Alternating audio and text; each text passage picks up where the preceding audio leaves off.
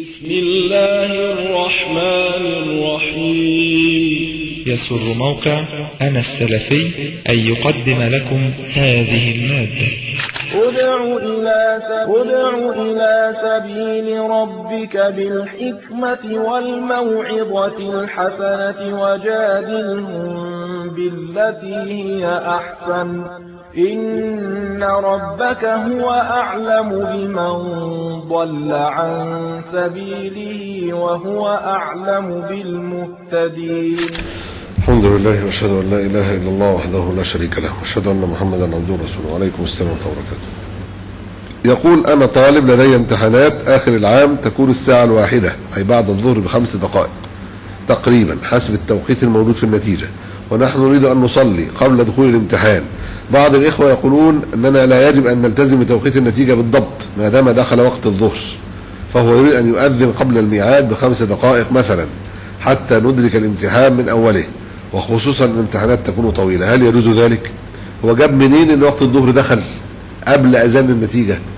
توقيت النتيجه في الظهر هو منتصف النهار بالضبط. عايز تعرف؟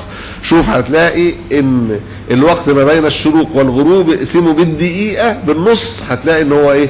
وقت اذان الظهر. الحقيقه ان وقت الظهر يدخل بعد هذا التوقيت بلحظه، يعني ده وقت انتصاف الشمس في وسط السماء بالضبط، والظهر بيبقى بعد الزوال، يعني بعد ما يبدأ الشمس تميل، يعني على الأقل دقيقة، يعني بعد الأذان على الأقل.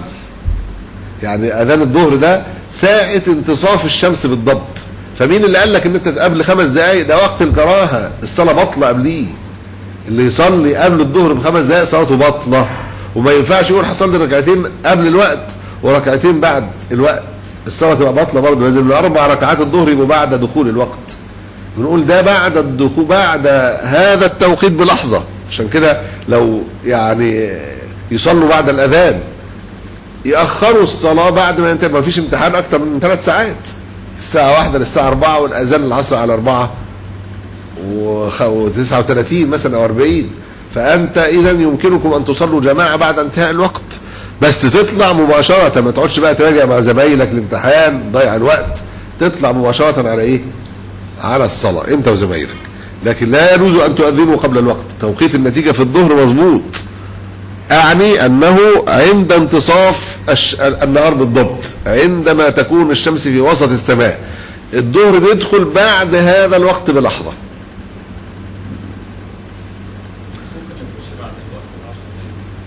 يخش بعد الوقت ب10 دقايق؟ صحيح فعلا. لوقت الامتحان عندهم لو دخلت بعدين ب5 دقايق 10 دقايق ليه؟ محدش هيقول لك حاجه، خصوصا اذا كنتم جماعه وعدد كبير وكله بيقول بنصلي الظهر، مش هيتكلموا.